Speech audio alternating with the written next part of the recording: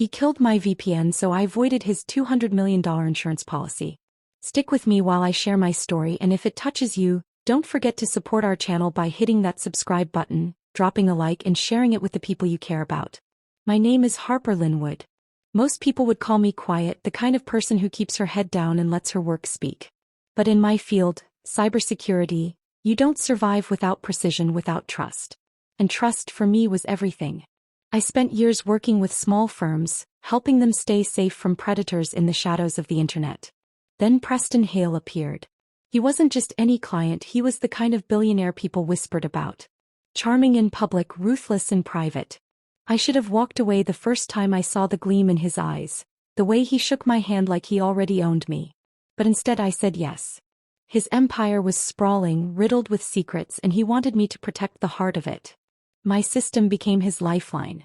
Firewalls, encryption layers, and the crown jewel. A VPN I engineered myself. It wasn't just protection, it was an invisible fortress.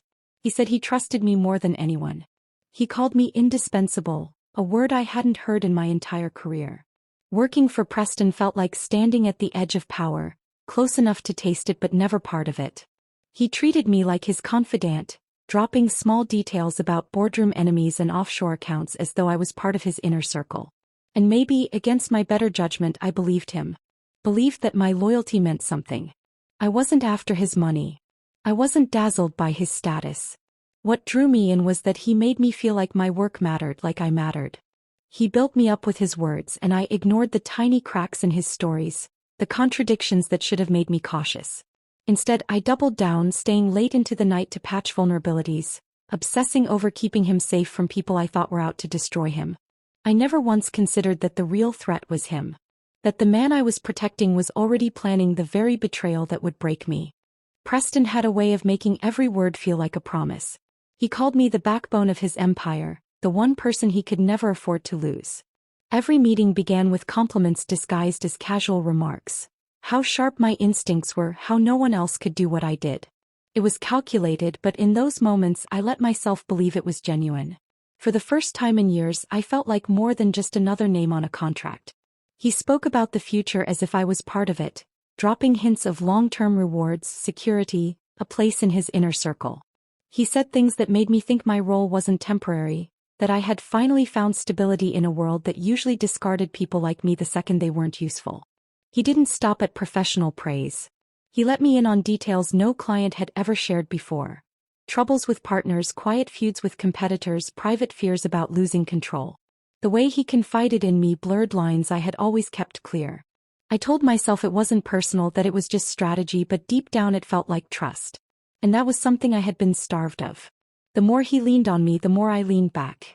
My nights were spent perfecting systems for him, not because he demanded it, but because I wanted to prove worthy of the faith he claimed to have in me. I wasn't chasing affection or power. What I craved was the sense that I was building something solid, something that couldn't be taken away. Still, there were moments that tugged at the edges of that illusion. A story he told one week didn't quite match the version he shared the next. A meeting he swore was cancelled turned out to have taken place without me. Small contradictions, easy to brush aside. I told myself I was overthinking, that paranoia was part of my job but didn't belong here. So I ignored the flickers of doubt, burying them under the comfort of his attention. I chose to believe his version of things, because believing otherwise would mean admitting that the bond one thought we had was nothing more than a carefully constructed lie. And I wasn't ready for that. It happened during a high-stakes demonstration, the kind of moment where my work was supposed to prove itself under pressure. Instead, the system buckled. The VPN I had built, the fortress I trusted, collapsed in front of Preston's partners. Data leaked where it should have been sealed, warnings flared across screens that should have been silent. I knew immediately something was wrong, but not in the way they thought. Preston didn't miss a beat. His voice turned sharp, his expression dark. He looked at me as though I had failed him, as though I had exposed him. In front of those men he called my work sloppy, careless. I stood there, stunned as the walls closed in. Every line of defense I had created was being presented as negligence, as if I had cut corners instead of guarding his empire. The humiliation was swift. By the time the meeting ended, my contract was terminated. Payments stopped. Access revoked. My name was dragged through the dirt in a single afternoon. I wasn't just unemployed, I was branded incompetent, a liability. The people I had worked to impress now looked at me like I was poison. But shame turned to suspicion. I dug deeper, tracing every detail of that so-called failure, and what I found snapped everything into focus. The breach wasn't an accident. It was deliberate. He had tampered with the very system he claimed I had ruined. Lines of code, fingerprints of interference that weren't mine. He had set me up. And then the bigger truth surfaced. Preston had a policy, a massive one worth $200 million. The payout hinged on his network appearing flawless, impenetrable. By sabotaging me, by shifting the blame onto my shoulders, he secured his own protection. He destroyed my credibility so that if questions ever rose, he could hold up my failure as proof it wasn't his fault. The realization cut deeper than the public humiliation. He hadn't just fired me, he had gutted my entire career to shield his fortune. The man who had once made me feel indispensable had used me as cover, a disposable pawn in his scheme. And as the pieces fit together, one truth crystallized. Preston's betrayal wasn't careless. It was calculated, designed, and executed with precision. All to protect a payout I was never meant to know about. My name became a warning. Calls stopped coming, emails went unanswered, and doors that had once opened easily slammed shut before I could even knock. In the span of weeks, I went from respected to radioactive. No one wanted to be associated with me, not after Preston's performance. It wasn't just the loss of work. It was the erasure of everything I had built. Money drained quickly. Savings disappeared into rent, bills, the endless cost of surviving without income. I tried to fight the rumors, tried to explain, but the silence on the other end was louder than any denial I could give. Clients whispered behind closed doors. Colleagues averted their eyes. I wasn't blacklisted on paper, but it may as well have been etched across my forehead. Nights became the worst. Sleep brought no rest, only loops of what-ifs. What if I had seen it sooner? What if I had questioned the inconsistencies I brushed aside? Rage would hit in waves, burning hot until shame took over, cooling into a numb ache. The blame circled back to me every time. I had trusted too much, let myself believe in a man who thrived on manipulation. Even the people closest to me started to pull away. Friends who once confided in me now hesitated, unsure if I had truly failed or if I was just unlucky. Pity flickered in their voices, quickly followed by distance. Isolation wrapped around me until the only company left was my own bitterness. And yet, beneath the wreckage, something shifted. The despair that had hollowed me out began to sharpen into something steadier, colder. I couldn't undo the damage, couldn't reclaim the reputation that had been stolen, but I could refuse to stay broken.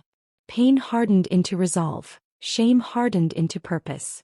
I stopped replaying the past and started looking forward, not at what I had lost but at what he still stood to lose. Preston thought he had ended me. He thought my silence meant defeat. But he had underestimated the very thing he once praised. My ability to see what others missed. And for the first time since my downfall, I felt the stirrings of control return, quiet but undeniable. This wasn't the end. It was the beginning of something far colder.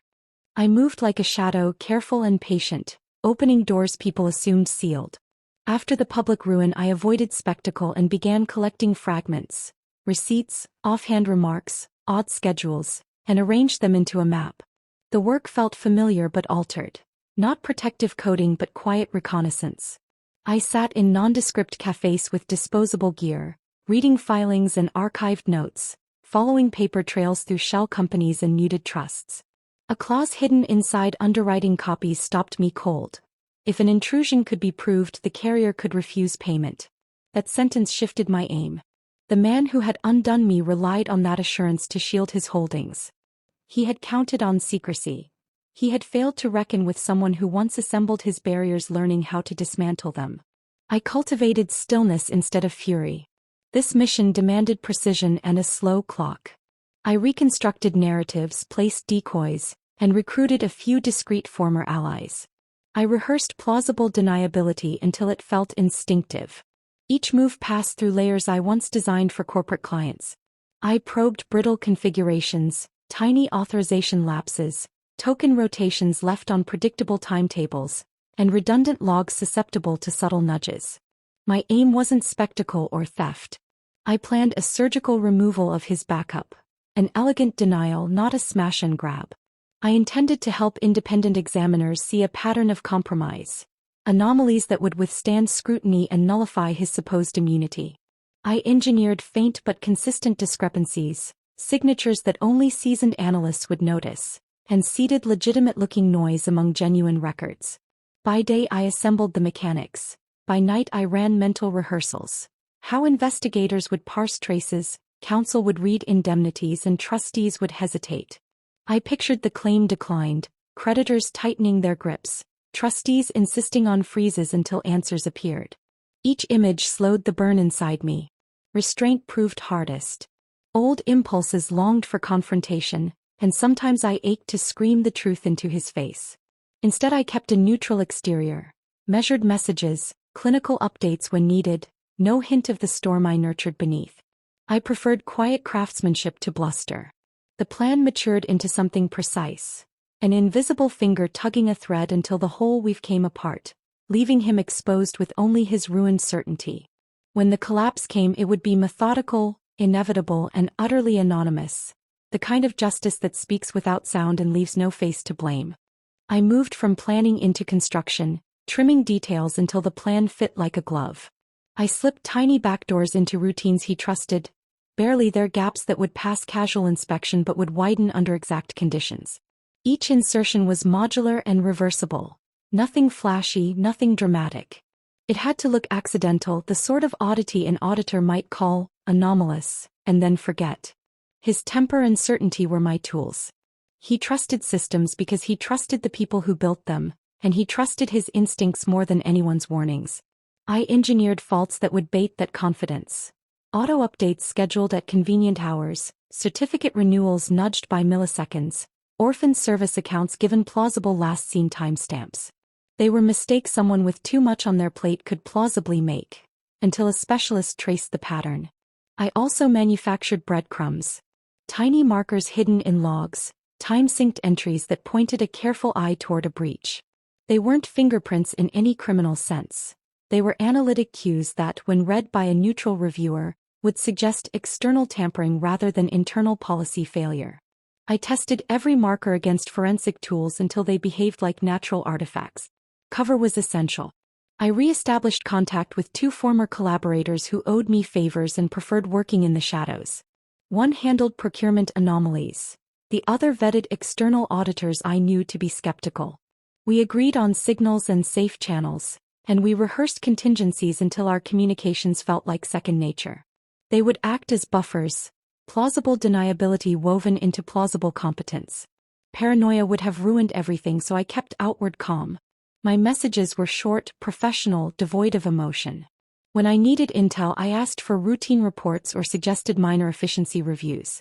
My questions sounded like someone trying to help, not someone plotting. That way, when oddities surfaced, no one would suspect me of design. The final pieces were timing and restraint. I mapped his calendar, noting board meetings, earnings calls, and times when outside inspectors liked to snoop. Then I aligned the small failures to those moments so they'd amplify consequences without appearing orchestrated. The trigger itself was microscopic.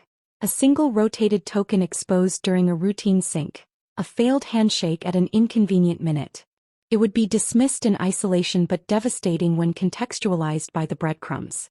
I slept poorly, not from fear but from vigilance. Each night I imagined auditors' faces as they followed the trail and realized their clients' protection was compromised. I imagined trustees hesitating, insurers reading clauses with new eyes. The trap was subtle, clinical, and patient, designed to let the truth surface naturally, as if the system had simply collapsed under its own weight. When it did, there would be no smoke and mirrors, only evidence leading to a conclusion he could not deny. The day finally came when Preston staged the disaster he thought would secure him a fortune. On the surface it looked like a catastrophic loss. Numbers scrambled, assets erased, chaos spreading through his company like wildfire. He walked into the insurer's office with a rehearsed story, confident that the contract he had purchased would cover everything. His smile was polished, his tone calm, as if he had already counted the payout. But the review didn't go the way he expected. Independent investigators began combing through the systems, and the fragments I had left behind surfaced exactly as intended. They weren't dramatic errors, Just quiet signs no executive could explain away. Mismatched timestamps, odd account activity, failed verifications pointing to unauthorized presence. Piece by piece, the picture formed, and the conclusion was undeniable. His empire had been compromised long before the supposed incident. When the decision arrived, it was blunt. Coverage voided. No negotiations. No appeals.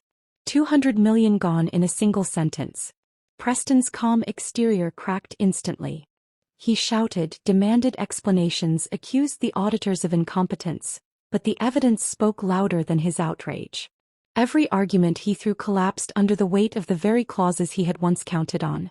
I stayed invisible, never stepping into the light, only watching from a safe distance.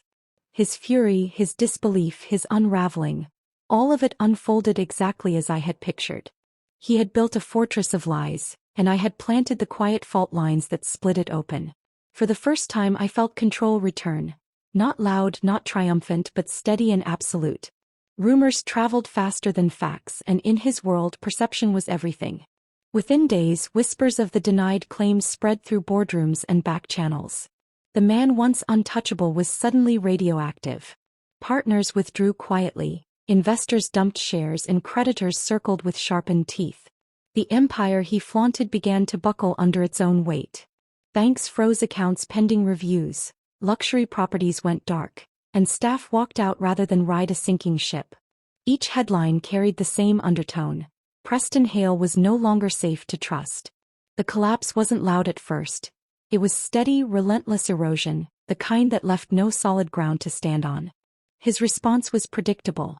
He lashed out, firing calls in every direction, accusing rivals of sabotage, threatening lawsuits that never reached a courthouse. Beneath the anger was desperation, a man clawing for a lifeline already cut. In private, I knew his suspicion turned toward me. He had seen what I was capable of before, and the timing was too precise for coincidence. But suspicion isn't proof. Every breadcrumb I left was crafted to appear organic, the natural debris of a system under strain. He couldn't trace a single thread back to me without unraveling himself further. His paranoia only deepened his isolation, making allies recoil and enemies laugh. I watched from a distance, detached but steady. It wasn't triumph that filled me, it was balance. He had stolen my name, my stability, my future, and now the scales had shifted. His empire crumbled not by fire or noise, but by the quiet truth exposed in places he never thought to guard. Justice didn't need celebration, it only needed patience. And I had given it exactly that. When the dust finally settled, I was left with silence. No crowds cheering, no headlines praising, only the echo of what I had endured. Betrayal had carved deep cuts through me, and there were nights when I thought I'd never recover. The weight of humiliation, the isolation, the endless doubts, they had nearly broken me. Yet standing on the other side, I could see how those very wounds had reshaped me. I didn't rush back to the career I once knew. The industry that had turned its back on me no longer held the same appeal. I needed distance, space to breathe without the constant reminder of everything I had lost. Instead of chasing old ambitions, I allowed myself to sit with the quiet, to feel the steady calm of balance restored. For the first time in months, I could exist without fear of someone else holding the strings. The scars were still there. I carried the memory of every closed door, every whispered doubt, every friend who had vanished when my name turned toxic. But alongside those scars was something stronger, an awareness of what I could survive. Pain hadn't destroyed me, it had stripped me bare and forced me to rebuild with sharper edges. What I felt wasn't triumph. It wasn't victory in the traditional sense. It was survival distilled into strength, power born from endurance. I understood now that I didn't need validation from boardrooms or clients. The proof of who I was lived in the fact that I had endured betrayal, dismantled the man who orchestrated it, and walked away intact. I wasn't the same Harper who once believed in loyalty without question. I was something different now, quieter, harder, but unshakably my own. I left him to his wreckage without a word. No confrontation, no demand for recognition, just distance. His world crumbled piece by piece, and I didn't need to be there to witness the last stones fall. My absence was its own message, sharper than any declaration I could have thrown in his face. For so long, his shadow stretched over me, shaping my choices, dictating my silence. Walking away was the final release. I didn't reclaim my old life, but I no longer lived under the weight of his betrayal. That was enough. Yes, I had lost my standing, my calm, my ability to trust blindly. But he lost something greater. He built his identity on wealth, and I made sure that foundation collapsed. In the end, I didn't just take his money. I stripped him of the one certainty he believed untouchable. The circle was complete. What began with betrayal ended with balance, not in noise or spectacle but in quiet justice.